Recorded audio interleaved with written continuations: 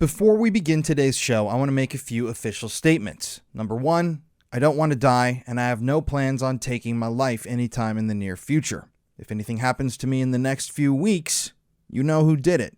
Number two, all of the facts presented in the following episode can be independently verified using the resources in the description of this podcast. And number three, all parties are presumed innocent until proven guilty in a court of law. All opinions presented here on the following program are solely those of the host and producers, aka me, of the Conspiracy Files. And with that, let's dig in.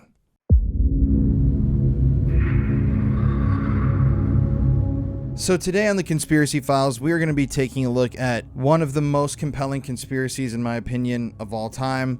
The story of the Oakland County child killings, the unsolved murders of 4 children. There are links to a international ring centered on a island called North Fox Island. And it's crazy because I'm doing this podcast right now, and just a few days ago I got back to Houston from Detroit, where I actually filmed the whole episode for my YouTube channel, The Paranormal Files, investigating this story. We visited the locations where these bodies were dumped that you're going to hear about. We interviewed people connected to the story. We investigated leads, and ultimately, we actually chartered a boat out to North Fox Island to see this place for ourselves. And oh my God, this conspiracy is disturbing. This podcast is going to be disturbing. And that episode of my YouTube channel is going to be disturbing. So I'm going to time this out so that that documentary is released before this episode. So if you want to go see what we found on North Fox Island for yourself after listening to this, I would highly recommend going to the Paranormal Files official YouTube channel. The link's going to be in the description. And look for our video titled Island, the Darkest Place in America. But anyways, got some incredible news coming up soon, guys. I'm so glad to have everybody joining us for this journey here. Let's just dig right in. Decades have passed since the initial events of the Oakland County child killer case, yet it remains an enigmatic puzzle that yearns for resolution. The tragic and brutal murders of 4 young children whose lives were tragically and abruptly cut short continue to baffle and disturb people in Detroit, Michigan. These innocent victims were forcibly taken, subjected to unimaginable suffering, and ultimately left for the world to discover, instilling shock at the incomprehensible brutality of such horror. The fact that these sickening acts remain unsolved is perplexing and once again disturbing, because during the course of the investigation, concerns have arisen regarding the treatment of key suspects. Was Christopher Bush, the son of a wealthy family, prematurely released from police custody only to commit another murder a few days later? The prominence of privilege in this case casts a shadow over the justice system, raising doubts about its integrity. Equally disturbing is the close proximity of these murders to North Fox Island, a notorious hub known for its involvement in a pedophile ring. Francis Sheldon, a person connected to Michigan's elite through his great-grandfather Russell Alger, who served as both U.S. Senator and Governor, managed to evade capture despite his affiliation with the network. That's right, Francis Sheldon, before he was brought to justice, boarded his private plane and flew out of the country. This guy was one of the most vile I've ever researched. He produced hundreds of thousands of images and videos of child, and he's tied to these murders, and he completely escaped justice. He fled the country, and he was never apprehended or brought to justice for any of this stuff. This connection between high society and heinous crimes adds yet another layer of complexity to this mystery, giving rise to various conspiracy theories, which I believe are true. The unfolding of this case is like a dark curtain being drawn back, revealing a diverse array of perverts, suspicious and potential police involvement. Oakland County, located between Detroit and Flint in Michigan, is known for being one of the wealthiest counties in the entire United States. It was once home to executives of major automotive companies such as Ford, GM, and Chrysler. However, between February 1976 and March 1977, this serene community experienced a series of chilling events that captured national attention. 4 young lives, 2 boys and 2 girls aged 10 to 12, were cruelly taken away under circumstances that bore striking similarities. Their deaths raised a mystery that has haunted the region for decades. The first known victim was Mark Stebbins, a 12-year-old boy who disappeared on February 15, 1976. He was last seen leaving an American Legion Hall in Ferndale, Michigan during daylight hours. 4 days later, his meticulously cleaned and positioned body was found in a snowbank in Southfield. The autopsy revealed that Mark had been smothered to death and showed rope burns on his neck, wrists, and ankles. Additionally, Mark had been brutally sexed. Jill Robinson, a 6th grader aged 12, became the second victim. She left her Royal Oak home on December 22, 1976, after an argument with her mother. Her body was then discovered on December 26th alongside Interstate 75 in Troy. She had been killed by a shotgun blast to the face, but showed no signs of sexual assault. It is eerie to note that Jill had previously expressed her fear of being shot in the face by an unknown man to both her mother and therapist. We're going to see some weird paranormal psychic stuff come up time and time again throughout this case. It's pretty bizarre how people seem to be predicting deaths and psychics are finding evidence. Now, with Jill, the theory is that Jill may have been smothered to death herself and then shot in the face post-mortem by the killer. People think they may have smothered Jill, left her there, and when her body let out some sort of an exhale, even though she was already dead, the killer freaked out and shot her in the face. So they don't think that the shotgun blast was what killed Jill.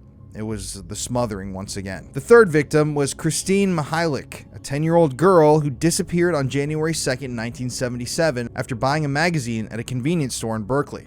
Her body was found on January 21st by a postal worker on the side of a road. The autopsy revealed similarities to the deaths of Jill Robinson and Mark Stebbins. Like Jill, she had not been sexually assaulted, but she had been smothered to death like Mark. All 3 victims were found fully clothed, washed, and well fed. The final victim was Timothy King, who was 11 years old at the time of his death. On March 16, 1977, he borrowed 30 cents from his sister to buy a candy bar at a nearby pharmacy.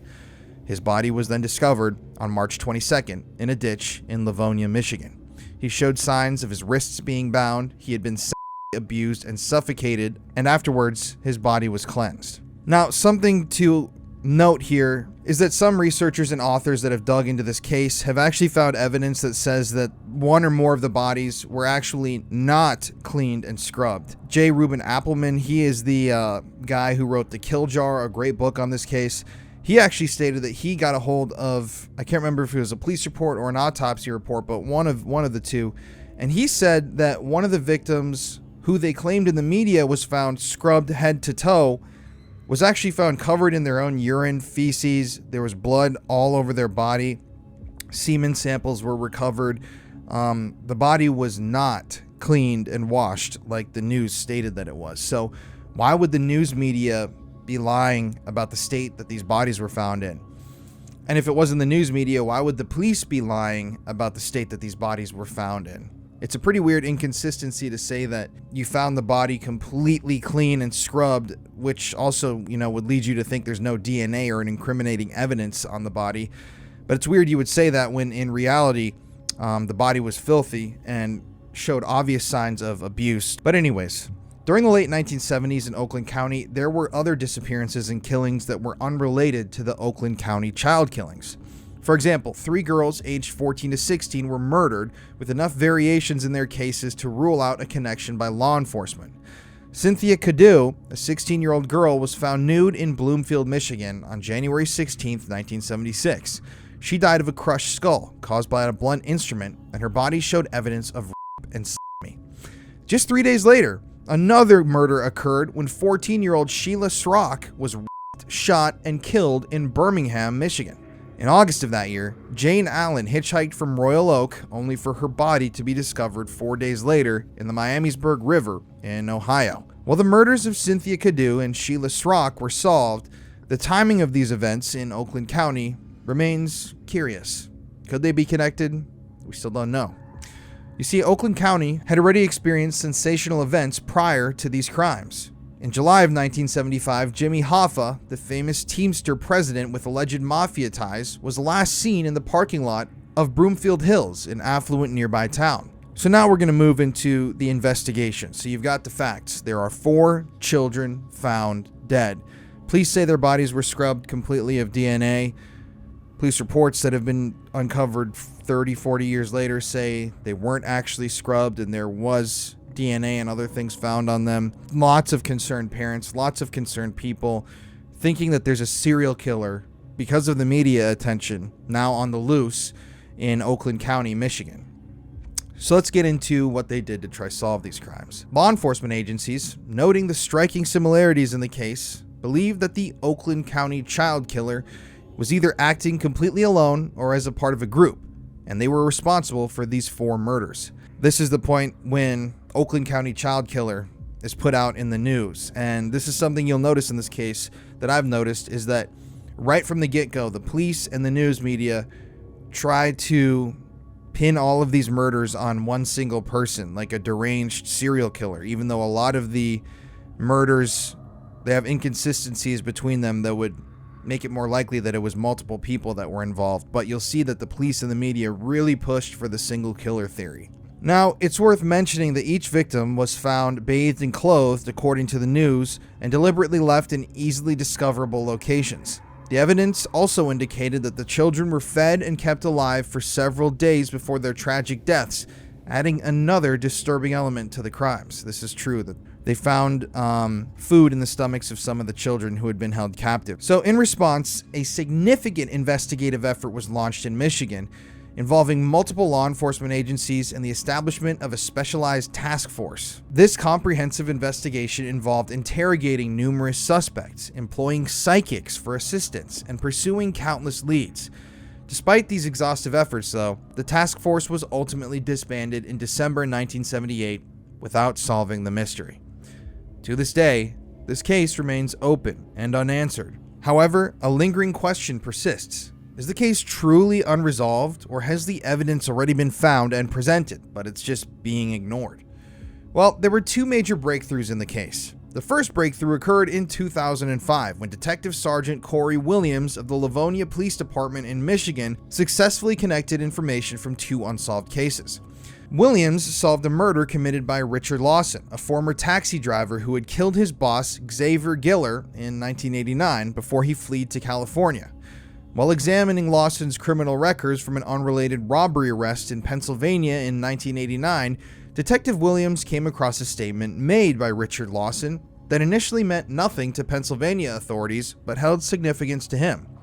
In this statement, Lawson mentioned knowing who was responsible for the snow killings in Michigan. The snow killings are what they called another nickname for the Oakland County child killings. So this guy who murdered someone had somewhat confessed to knowing who committed these crimes. No one had listened to him. No one had connected the dots until now. Now, interestingly enough, Detective Williams himself had been a teenager at the time of the Oakland County child killing murders and remembered them vividly due to his father's involvement as a police officer working on the case back in the 70s.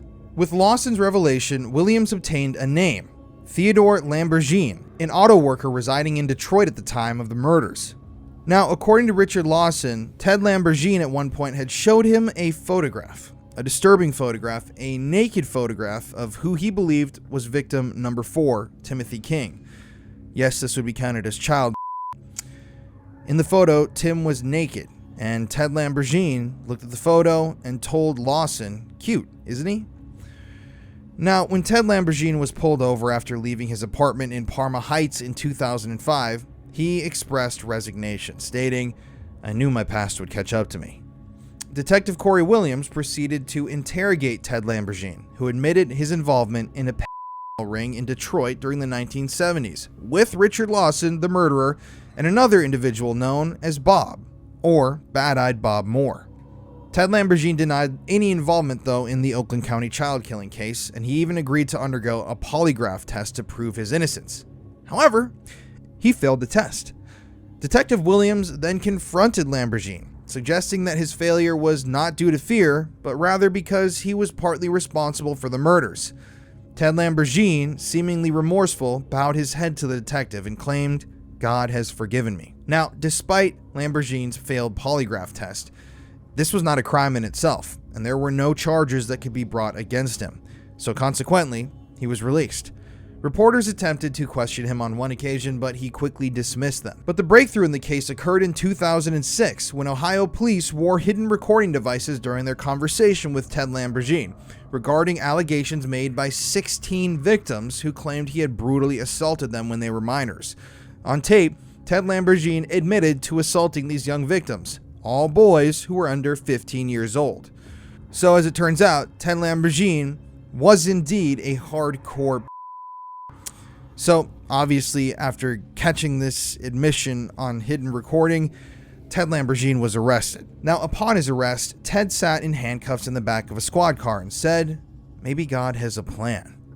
Although he was facing 3 life felony charges, Ted refused an offer of a 10-year sentence in exchange for providing information about the Oakland County child killings. This raises questions about what he feared so much that he would opt to spend the rest of his life behind bars. Now keep that in mind for a second for a little bit of perspective. He could have spent 10 years in prison and been out if he had just been honest about what he knew, which he obviously knows about the Oakland County child killings. Instead, he chose prison for the rest of his life. So the truth of this situation is so much more disturbing, so much more dangerous, so much just more vile that Ted Lamborghini chose a life in prison to protect that secret. I mean, that's fucking hardcore. The second breakthrough occurred in July 2006 when polygrapher Patrick Coffey met another polygrapher who claimed to have tested the Oakland County child killer. Coincidentally, Patrick Coffey lived on the same street as Timothy King, victim number 4, and had been friends with Tim's older brother, Chris King. Tim's murder had actually inspired Coffey to pursue a career in law enforcement, which led him there to the polygraphers convention. Now, during a conference speech on immigration trials in California, Coffey was approached by a Michigan-based private polygrapher, Larry Wasser. The two of them discussed Coffey visiting Michigan for speaking engagements when Larry Wasser mentioned that he was from Michigan and entered the field of polygraphing due to his childhood neighbor and friend Tim King being a victim of the Oakland County child killer.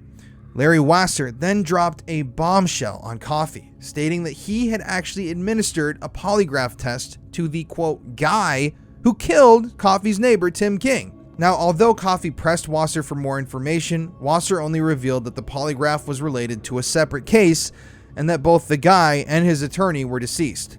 Now, Wasser's disclosure went against ethical obligations to his client, and he later denied ever making such statements to Coffey. But nevertheless, Coffey shared this information with Tim King's siblings, Chris and Kathy King, who in turn relayed to Detective Williams, now a part of the new Oakland County Child Killer Task Force.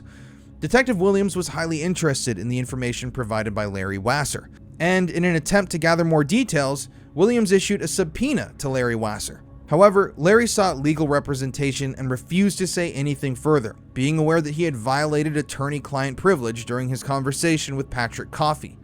Nevertheless, Larry Wasser did disclose to Detective Williams, without revealing any names, that the individual he had administered a polygraph test to had confessed to the Oakland County child killing crimes in great detail, as well as other disturbing offenses against children. This incident took place in 1978, 1 year after the death of Timothy King, or victim number 4. So, despite claiming he had a poor memory and refusing to provide a name, Larry Wasser's extensive knowledge allowed Detective Williams to narrow down the list of suspects.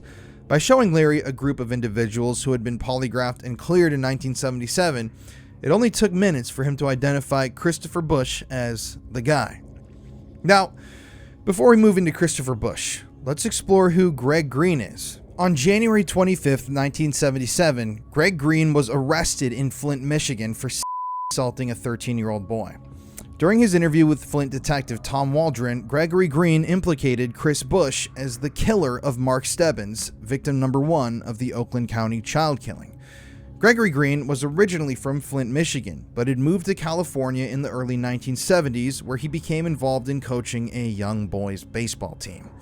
Of course, this is where these people are always drawn. Now, Gregory Green multiple members of this team he coached, and he faced multiple charges including criminal conduct, kidnapping, and attempted murder. Green spent 6 months in Orange County Jail after choking 2 victims, one of whom almost died when Green strangled him while assaulting him.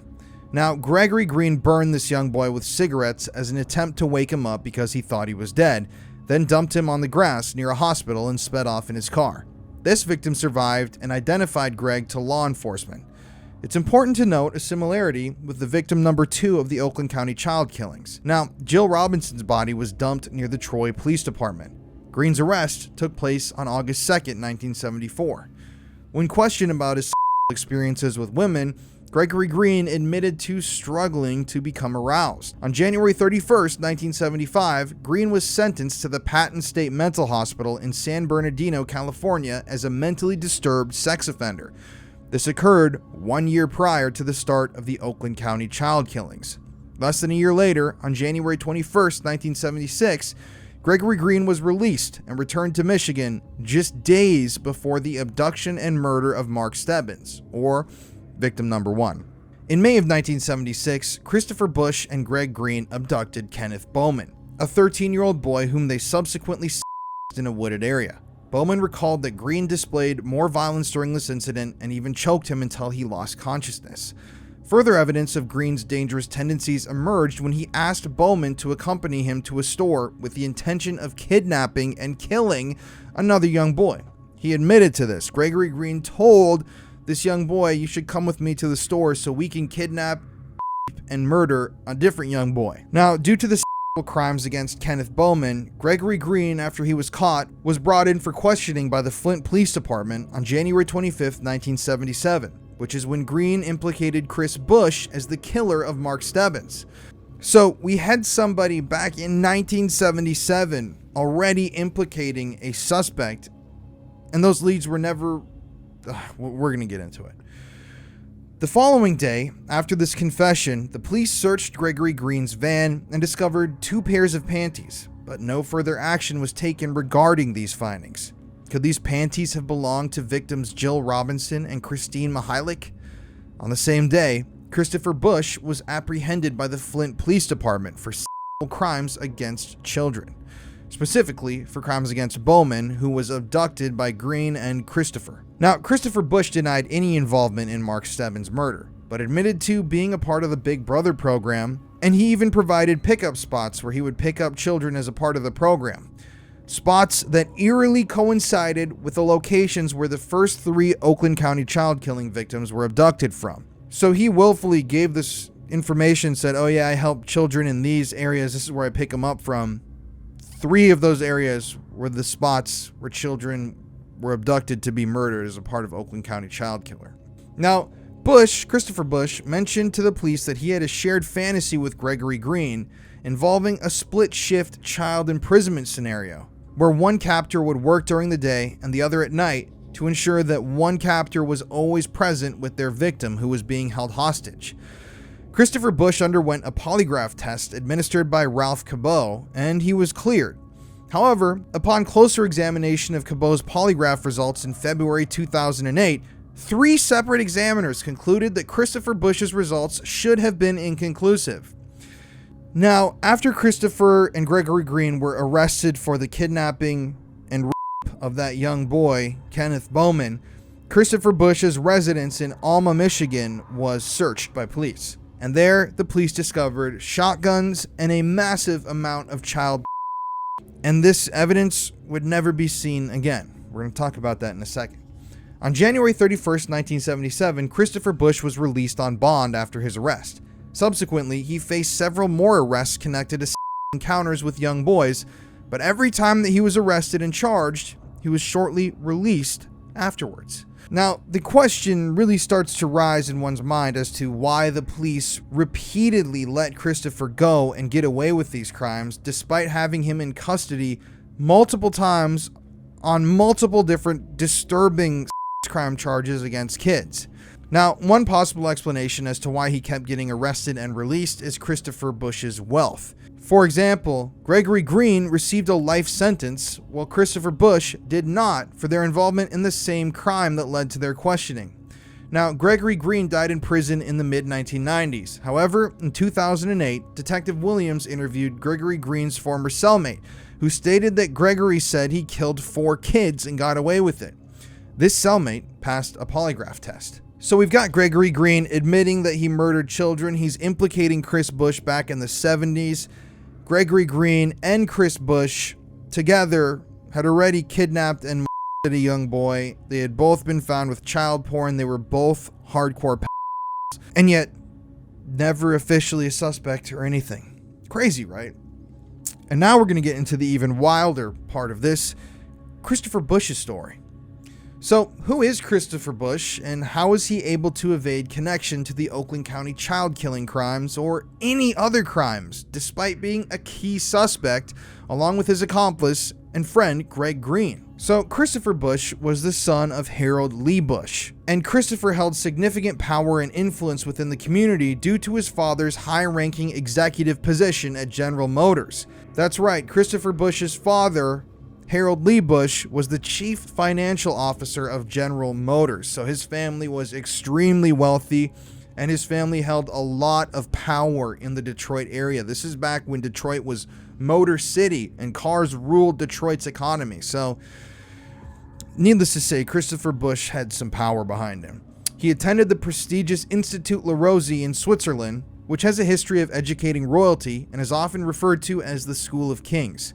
According to his brother Charles, it's believed that Christopher's attraction to young boys began during his time at La Rose. Christopher Bush even his own brother John Bush's sons, Brent and Scott. So there was a phone call made on March 19th, 1977, urging the police to investigate Christopher Bush's cottage by the lake as he was seen with two minors. However, no action was taken. Shortly afterwards, on March 22nd, just 3 days later, Timothy King's bruised, battered, lifeless body was discovered. An article published on March 12, 1977 in the Traverse City Record-Eagle mentioned Christopher Bush in relation to the North Fox Island child ring. The article stated that the child ring obtained film rolls of child from Chris. Obviously, as you can imagine, Christopher himself had filmed with his victims, which indicated that Christopher had a much deeper involvement with the child ring than being just a client who purchased this sickening material. And now we get into North Fox Island. This is crazy. So we could do a whole podcast about this, and I think I'm actually going to do a separate North Fox Island podcast because there is so much information here connecting this ring to Catholic churches, to other rings in America, to Boy Scout troops, other serial killers. It's crazy. It happened on this island. But let's talk about it briefly. The events surrounding North Fox Island are also, like we said before, worth investigating. On July 23, 1976, Gerald Richards, a gym coach at St. Joseph's Elementary in Port Huron, Michigan, was arrested for engaging in activity with a 10-year-old boy. Richards, who worked as a magician part-time and is definitely one of the creepiest looking guys I've ever seen, was connected to Francis Sheldon's North Fox Island operation, where child pornography was being produced and sold, and sexual activities involving children took place. Gerald Richards provided information about Frank Sheldon to the police as a part of a plea deal. He implicated Dyer Grossman, a New York millionaire, Adam Starchild, an expert in money laundering, and Reverend Claudius Bud Irma Vermeil, a pastor of Alto Parish in Tennessee, who later served prison time for operating a house of boy porn. You see, a roll of undeveloped film sent to Gerald Richards from California was discovered to contain photos taken at Boys Farm, incorporated in Alto, Tennessee. Boys Farm was an organization affiliated with a church and ran by a priest that had been exploiting children for years. The police raided Boys Farm on November 10, 1976, resulting in the arrest of Richard Vermeil. It was revealed that the victims were given alcohol, shown and then coerced into participating in unstaged orgies that were filmed.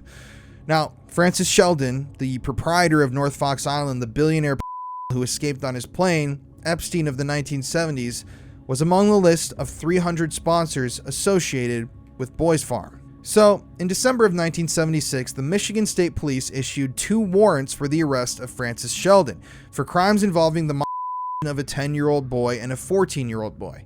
Francis Sheldon, however, was gone. It seems that he had been given a tip-off, whether that was from his accomplice Gerald Richards or from someone he knew in the police. So when authorities went to raid Francis Sheldon's offices, Francis had already been given the time, and Francis had emptied every single one of his filing cabinets. He had burned all of his paperwork. He had made sure there was no evidence to be found on North Fox Island itself. There was nothing left for Francis Sheldon. And like I said before, he took off on a plane and vanished into thin air. Later on, he was found in Europe, but we'll talk about that in a second. Now, the North Fox Island ring was organized as a boys' camp. So this is insane. Francis Sheldon, Gerald Richards, the who started this whole thing, along with those other guys I just listed, they all conspired and basically created an organization that promised parents from local communities an opportunity to let their child explore some of Lake Michigan without having to take them there themselves. Frank Sheldon was really involved with the local community. People absolutely loved him. He would stop by people's houses for dinner. People absolutely trusted him with their kids, and Francis flew children frequently to and from North Fox Island as a vacation of sorts to this boys' camp. But that's the disturbing part, is once Francis Sheldon and Gerald Richards got these children all the way to this private island 18 miles off the coast in the middle of Lake Michigan, there was nowhere they could go. There was no one that could hear their screams. And once they got these boys there, they brutally raped these boys. They sometimes gang raped these boys. And they filmed and took photos of all of this to sell. So when you cut it down even further, how was North Fox Island getting this money, and how is it being hush-hush? Well, it's pretty crazy. Francis Sheldon and Gerald Richards had organized North Fox Island in such a way that it actually qualified for government assistance. So they were taking in these boys that came from poorer homes and communities and providing them with these, experiences and fun times during the summer, teaching them lessons about manhood and being good influences. At least that's what they were claiming to do. When in reality, they were taking these boys to the island to rape them and sell the videos of their across the world. And what's crazy is, since their company was sponsored by the government, Gerald Richards and Francis Sheldon actually were paid by the government per child they brought to the island. I think the monetary value was $1,500 or $1,250 back then, but let's go with $1,500. In 1970, that's in 1970s dollars. I don't know what that would be nowadays, but that means that Francis Sheldon and these other were literally getting paid by the U.S. government to bring these children out there. They were paying them $1,500 a head to take care of these boys. So they were making money not only from the government, but they also had this thing called sponsorship. So if you wanted to sponsor the boys' camp and on the surface provide funding for new buildings on the island, for more experiences for the children, you could become a sponsor of the boys' camp. But what was really happening is these creepy men were sponsoring the boys' camp put on by Francis Sheldon and Gerald Richards, and in exchange for their monthly donation, they would be mailed an envelope in the mail containing child images that were filmed on North Fox Island, and sometimes they would get strips of film of child that was once again filmed at North Fox Island. So it's not like this was low-key. There were hundreds, thousands of that were donating to this organization so that they could receive child in the mail every month. There were hundreds of victims, children that were being raped out on the island, that I think were afraid to come forward. I don't exactly know why, the story never broke. I'm sure children were silenced and all of that, but this whole storm was brewing. So eventually, when the one child eventually reported that they had been on the island and people started talking about it, that's when the police knew they had to, crack down on North Fox Island. Now, there's a lot of this. This North Fox Island is tied into John David Norman, one of the biggest producers of child in American history. It's tied to Boy Scout Troop 137 in New Orleans, another child factory. It's tied to the Houston child warehouse where 4 tons of child were found in the 1970s. And it's just disgusting how none of these people except Gerald Richards ever were punished for these crimes. Francis Sheldon got away scot-free. The hundreds of that received this child in the mail, none of them were ever arrested. The people who were on the island running this stuff, only Gerald Richards was arrested. I'm sure there were more people there than just him. And there were some videos apparently that depicted multiple men assaulting these boys. When this all was found out, Francis Sheldon left the country. He was able to escape. And in contrast to this, Gerald Richards did not possess the same level of wealth. He was the sole individual involved in the North Fox Island operation who was found guilty and sentenced to prison, even though he literally only served about 2 years.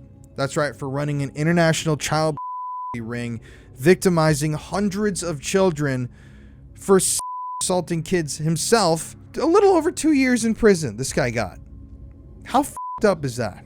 And although Gerald Richards was released from prison in 1980, he was rearrested in 1988, 8 years later, by postal inspectors on charges related to child tracking. So he couldn't stop. This Gerald Richards guy was busted with one of the biggest child busts of all time. He spoke in front of the U.S. government at Senate hearings, and then he got out and did it again. And eventually, Gerald Richards killed himself at the age of 49 in 1996. So he's dead. Now, at the formation of all of this, Gerald Richards initially encountered Francis Sheldon through a publication known as Better Life magazine, a magazine which catered to men with an interest in young boys. This magazine used a coded language to let people know what they were really talking about. Now, according to Michael Farquhar, a victim who was as a child during that time period, there were lawyers, doctors, and politicians present on North Fox Island. You see, this wasn't just a child production island. This was an island where rich people could pay Francis Sheldon, pay anybody, and fly out to rape a child. Obviously, this account brings to mind the story of Jeffrey Epstein and his association with underage children, as well as his connections to wealth and power, the millionaires that were using Epstein to procure children for them.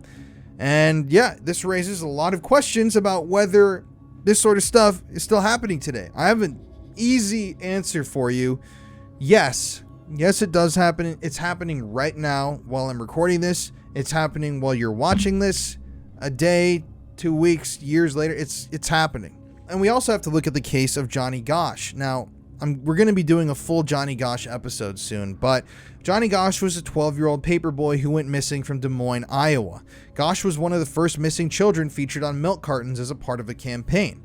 Paul Benassi, a young teenager at the time of Johnny's abduction, claimed his involvement in a network by assuming the role of lure to bring in youthful victims. So, there are rings and networks everywhere, and Paul Benassi, all of that we're going to be talking about. There's a big project that I am involved with coming soon, but we're not going to get too much into that now. But these rings in the 1970s were happening everywhere, and no one was ever brought to justice for them. We need to find these people and skewer them to the fullest extent of the law, in my opinion. Nowadays, a lot of them are still alive. One undeniable fact is that there is mitochondrial DNA evidence linking Christopher Bush and Gregory Green to a victim of the Oakland County child killer, through a connection to one of Chris and Greg's victims, a man named Vince Gunnels, who turned into a himself. Now, Vince Gunnels was assaulted by Christopher Bush and Gregory Green during the mid-1970s when he was still a young teenager. However, he eventually became a willing participant. Now, Vince Gunnels' mitochondrial DNA was found on Christine Mihalik. Speculation suggests that Vince Gunnels may have been used as a bait to lure other victims towards Christopher Bush and Gregory Green due to him being young and somewhat attractive at the time. Now, while he was incarcerated for crimes against children, Vince Gunnels made an intriguing statement over the phone to his sister Karen Zaspel, saying, "I wasn't there when it happened," implying possible involvement. Now, Vince Gunnels was also acquainted with Christopher Bush's nephews, Scott and Brent Bush, who were also victims of abuse by Christopher and Gregory. Detective Williams initiated an interview with Brent Bush in February of 2008, during which Brent immediately inquired if it pertained to Gregory Green. Upon confirmation that the investigation covered both Gregory and his uncle Christopher, Brent disclosed that both individuals engaged in with him and coerced him into performing acts with other boys while they took photographs. Brent Bush stated that his uncle's on November 20th, 1978 coincided with the end of the It certainly stopped the Oakland County child killing crimes. So Christopher Bush and Gregory Green seem like extremely likely suspects. I mean, there have been admissions, there have been other people that implied their involvement, there are prior crimes against children, there are patterns of behavior, locations, knowledge that they knew. There's so much evidence. You'd think Christopher Bush would go down for this, right? Or at least be arrested. Well, November 20th, 1978, Christopher Bush commits suicide. That's right. Before any resolution can be found in this case, Christopher Bush, according to police, takes his own life. Now, it should be stated that the Oakland County child killing crimes and the of children like Brent Bush all stopped after Christopher Bush killed himself. You know, I don't think he killed himself, so from now on, I'm just going to refer to it as what it is. Murdered. After Christopher Bush was murdered, he was taken out to prevent him from giving up more people. Now let's go through the suspicious things that surround Christopher's death. Firstly, Chris Bush appeared to be sleeping at the time that he died, which is pretty odd for a I don't know who kills themselves in their sleep. Additionally, the manner in which Christopher was shot with a rifle in the forehead differed from typical where victims shoot themselves in the mouth. Like I just said, it's just weird to think that he would take a rifle, keep in mind, and shoot himself directly in the forehead. Moreover, there was no evidence of gunshot residue on Chris Bush's hands, fingers, or arms, and there was no blood splatter. None. Now keep that in mind. For a guy that shot himself, there's no gunshot residue anywhere on his body, even though he took the gun and shot himself, and there's no blood. There's no blood anywhere in the room. You can even go Google crime scene photos right now. There is no blood in the room, implying he shot himself in the head, blew the back of his head off. That would be an extremely gruesome and bloody scene. And Christopher, if he really did kill himself, wouldn't be around to clean it up. Another peculiar aspect was the presence of ropes on the floor, which possibly suggested an attempt to link Christopher Bush to the Oakland County child killing crimes. Furthermore, there's a disturbing painting and sketched drawing depicting a screaming boy that resembled Mark Stebbins, or victim number 1, hung up on the wall. So there were ropes found in the room. There was a hand-drawn picture of a screaming child hanging on Christopher Bush's wall. No blood at the crime scene. And strangely, both the ropes and the drawing went missing, along with other evidence related to the case. Some of it was destroyed in a flood at the FBI office, which that's just crazy. And yeah, so let's say someone was trying to frame Christopher Bush as the killer. Even though I think he probably did kill somebody. I know he definitely killed one victim. It's the perfect way to knock him off. You put ropes in the room, you put a picture of a screaming child. Years later, everyone's going to think it was Christopher Bush. And yet, still, not even the police confirmed that it was Christopher Bush. So it's like, what the hell was... I don't know. It's also worth noting that Christopher Bush lived within a 5-mile radius of each victim. There were also 4 bullet casings found at the crime scene. So Christopher's gun was fired 4 times, even though he was shot in the head once. Now, isn't that really strange? It's almost like Christopher was struggling and they missed him a couple times and then eventually were able to shoot him in the head. Another curious item of concern is Richard McNamee from Bloomfield Police Department, the officer who responded to the Christopher scene, who shortly afterwards faced criminal conduct charges, including himself. So the first responding officer to the scene of Christopher Bush's ended up being a himself. And he killed himself shortly afterwards, too. I think he ended up killing himself just a little bit after Christopher Bush did, a few days, but I could be wrong on that. So yeah, the first responding officer was a pedophile. Another suspicious incident involved Officer Christopher Flynn, who allegedly shot himself twice in the chest shortly before Christopher Bush's. In the book The Kill Jar by J. Reuben Appelman, Christopher Flynn is portrayed as a concerned father who received information from a young boy named Chris Sadecki, claiming to have witnessed a police officer escorting victim number 3 into his car. After Flynn was informed of this account, he died days later. However, in other narratives about the Oakland County child killings case, Christopher Flynn is painted as a potential suspect himself. So basically, with Christopher Flynn, a individual told Christopher Flynn, who was a police officer, that he had witnessed one of the victims being led, not by one of the suspects, but he saw this victim being abducted by a police officer. The police told authorities what he saw, that the police were involved with the kidnapping. Shortly afterwards, Christopher Flynn, the first guy he told about it, shot himself twice in the chest. Just think of that sentence. And then in this weird pattern, all of the people that Chris Sadecki, this person who saw the policeman with the victim, every time he would tell somebody the story, they would die. There were car accidents. There were the police officers, including the guy he claimed to have seen, actually showed up to Chris's house when he was young and allegedly beat the shit out of him, breaking bones, threatening him to stay silent. If what he saw is real, then that once again changes this entire story and shows that the police were involved in this entire thing. The Oakland County Child Killer Task Force disbanded in December of 1978, just 1 month after Chris Bush's, which suggests that they believed further investigation was unnecessary. Tim Nummer was a childhood friend of Timothy King, one of the victims. When Tim Nummer was in his 20s, he worked at a clothing store in the evenings. During this time, he had a conversation with a man who claimed to be a retired detective. Curious about the detective's background, Nummer asked him about any famous cases he had worked on. To Nummer's surprise, the retired detective mentioned the Oakland County child killings. Nummer expressed disappointment that the case remained unsolved, and in response, the detective cryptically stated, "It's been taken care of." This detective was identified as Jack Kalbfleisch and has confirmed this conversation. Now, given the multitude of suspects associated with this case, it is challenging to keep track of them all. It appears highly probable that multiple individuals were involved in the Oakland County child killer crimes, a collective effort rather than the work of one or two people, a team killing. Another notable suspect is Arch Sloan, who is currently serving prison time for raping a 10-year-old boy.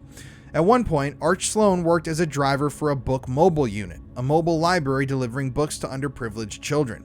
However, he exploited this position to victimize 6 young boys aged between 11 and 14 from 1970 to 1971.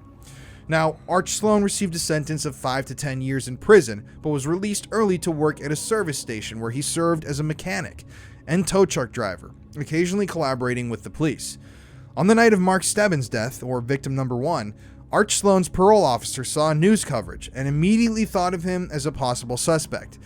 The parole officer promptly contacted Southfield Police and requested they search Sloan's 1966 Pontiac Bonneville. It's worth noting that this occurred in 1976, when DNA analysis was not yet employed by crime labs. However, in 2010, DNA obtained from a mysterious hair found in Arch Sloan's car was matched to hairs found on Mark Stebbins and Timothy King's genitals. Now, this phantom hair did not belong to Arch Sloan, leaving the identity of the hair unknown. But this is a direct connection between Arch Sloan and 2 of the victims through DNA. This was a huge break in the case. Now, in the documentary Children of the Snow, released in 2019, retired Michigan State Police Detective David Robertson, whose father led the original Oakland County Child Killing Task Force in the 1970s, discussed the DNA evidence reviewed in 2010. Robertson mentioned confronting Arch Sloan about his Bonneville, his car, to which Arch claimed it had been sold to a Michigan State Police lieutenant's son. Notably, the DNA found on victim number 3's jacket was a mitochondrial match to that of someone related to law enforcement. When pressed further about excluding the state policeman's son as a suspect, Robertson became evasive. Detective Williams, when confronted with this information, acknowledged that the car had indeed belonged to a trooper's son, but maintained that there could be no possible link to victim number 3. This response raises eyebrows, as Detective Williams appeared dedicated to solving this case, but seemed protective when suspicions shifted towards someone within law enforcement. It's highly probable that one of the suspects involved in the case has ties to the police, particularly since the witness, Chris Sadecki, claims he saw Christine Mihalik get into a car with a police officer in full uniform at the parking lot of the 7-Eleven, and the 2 drove away, before later on she was found abducted and murdered. Another person of interest, John Crosby, who was associated with Arch Sloan, came under police scrutiny due to his connection with a named William Yarborough. Adding another layer to the story, Helen Dagner, who was married to a police officer that committed suicide 4 years before Christopher Bush's suicide, claimed to have met a man named John Hastings in 1991 who confessed to being the Oakland County child killer. However, when questioned by the police about his interactions with Dagner, John Hastings claimed he was providing false information. He said he was just filling Dagner with what she wanted to hear. John Hastings, interestingly enough, was actually a person of interest in the original Oakland County child killing investigation. So, this was a big lead for police. Helen Dagner, sadly, has since passed away and her website is no longer active. Despite being seen as an eccentric individual during her lifetime, she was one of the first advocates for justice for the Oakland County child killing victims on the internet. Through Dagner, Kathy King, the sister of Timothy King, or victim number 4, became involved and continues to maintain a blog seeking justice for her brother. Interestingly, John Hastings was also wealthy and around the same age as Christopher Bush, living just blocks away from each other. Now, according to Kathy King's account, when she asked Helen Dagner about Christopher Bush, Dagner mentioned that Hastings had a friend who died by suicide on November 20th, 1978. This date stood out because her own husband took his life on that day in 1984. And November 20th, 1978 was the day Christopher Bush killed himself.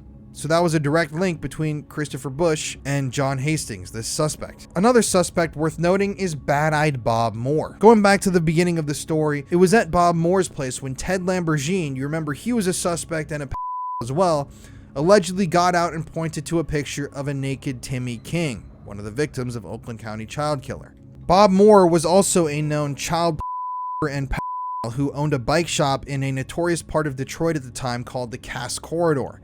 Now, the Cass Corridor was called a heaven for because this specific stretch of road in Detroit, there were multiple rings that were running. There were child studios operating out of there. There were minors that would themselves out and walk the streets. So if you were in Detroit, Cass Corridor was the place for you. And Bad-Eyed Bob Moore ran a child production studio out of the basement of his bike shop, and he also allegedly hosted parties at his house. Now, it should also be noted that Bob Moore has been connected to Francis Sheldon of the North Fox Island ring, along with all these other players. All these people that we're listing out, Ted Lamborghini, Bob Moore, Gerald Richards, Francis Sheldon, Christopher Bush, they're all interconnected. They all ran in the same circles. So when you talk about one, you're really talking about everybody. And to speak of the devil, there's also speculation regarding John McKinney, an art dealer whose death may be connected to this case. John McKinney was an art dealer in the Cass Corridor. He dealt with Bob Moore. He was he allegedly had some photographs, possibly of victims. There's a lot behind his story that we could get into, but this episode's already going really long. But John McKinney was murdered in the midst of this Oakland County child killing investigation. So if these people really were whacking people who were going to expose the truth, they killed Christopher Bush, they killed this guy, John McKinney, they murdered police officers. Who knows why and who they were protecting? I mean, there's a whole nother thing we could get into that the book The Kill Jar covers, where these people are talking about how their parents, their fathers who were involved at General Motors back in the 1970s, they were all that were pimping out children, and there was a network of babysitters that would prepare these children for encounters and child shoots, and that allegedly it was all these higher up executives at General Motors and the other automotive companies that passed these children around like toys. There's letters from victims that you can read in the book. That's crazy. But I mean, one theory is that these Oakland County child killing victims could be connected to that, and these high powered, really rich executives had the money to just have everybody whacked, including Christopher Bush. Christopher Bush's father, interestingly, after Chris was murdered, Christopher's father had his body cremated. So to this day, we can't get any DNA from Christopher's body because he's just ashes now.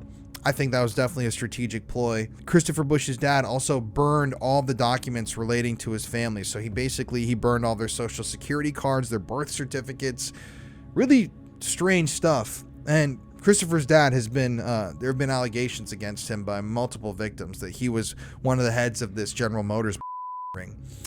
So it's crazy once you look back into all of this, there were all these rings, and Christopher Bush was linked to Francis Sheldon and North Fox Island, and that cabin where he was seen with one of the victims was in close proximity to the airports where Francis Sheldon would take off from. There are also reports that Francis Sheldon's ring was filming snuff films, and that maybe the murders of these children were funded. At least one of them, it's possible that this murder was funded by Francis Sheldon so that it could be filmed. All of these murders could have been filmed. I mean, when you run around in these networks, I'd imagine that movies like snuff films after a child, that those would have a very high monetary value. There's also theories that these kids were flown out to North Fox Island in the time that they were missing because they were gone for a pretty long time. Maybe they were there. Maybe these were that went wrong and these children died, or maybe there were billionaires that were paying Francis Sheldon. And I'm not even talking about the victims in the Oakland County child killings. Now we're talking about all the victims because those dates don't really match up. But people could have been paying Francis to fly these kids out from underprivileged communities so that they could and kill them on camera.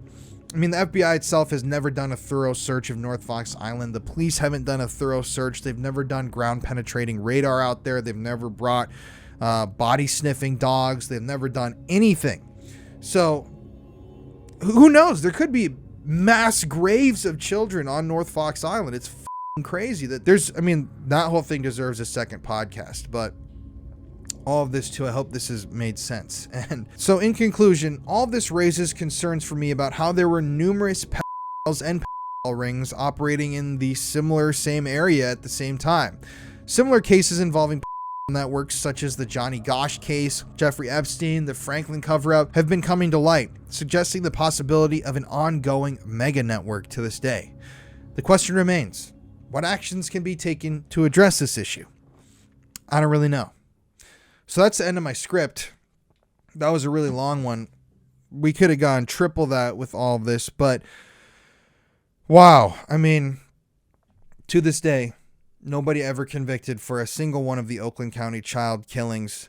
North Fox Island, personally, I think Christopher Bush, Gregory Green, definitely guilty, but I have a feeling that all of these men, as disturbing as it sounds, I feel like they're all guilty in their own way. I feel like these kids were being abducted.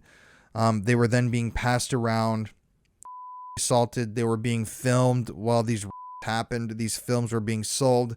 Even if it didn't happen on North Fox Island, they were probably videotaped being because they're dealing with these sorts of people like Christopher Bush, possibly videotaped being murdered. Really, who knows? Who knows how deep all of this goes? But the justice in this case doesn't exist. And hopefully one day the police departments will have the balls to look into the people that need to be looked into, because it's all spelled out right there. If you listen to this podcast, I'm pretty sure you're going to be thinking the same thing I'm thinking. Christopher Bush, Gregory Green, definitely in on it. They most likely abducted these kids.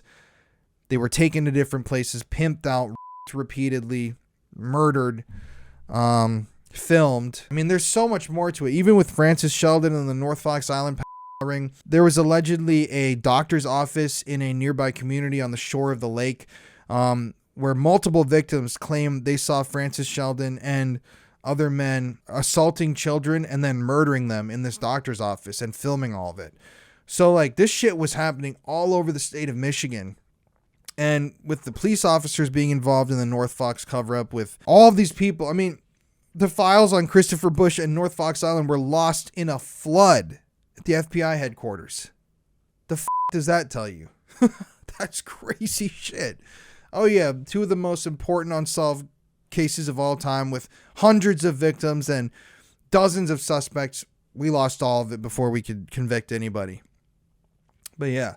Anyways, thank you guys for watching. I really hope you enjoyed today's video / podcast. Be sure to follow the show on YouTube. If you don't already, subscribe. Shout out to everybody watching on YouTube. Shout out to everybody listening. If you want to watch that documentary that I produced about this whole case, we got some insane stuff, and we visited North Fox Island. It was the hardest location I've ever tried to film. But that is on my YouTube channel now, The Paranormal Files. Thank you guys. Stay safe out there, and let me know your theories. If you're listening to this podcast on some sort of a streaming platform, head over to YouTube and type out your theories in the comments, because I want to know what you guys think happened here. Let's have a discussion in the comment section. But yeah, I'm going to get off here. Thank you guys so much, and I'll catch you on the next one.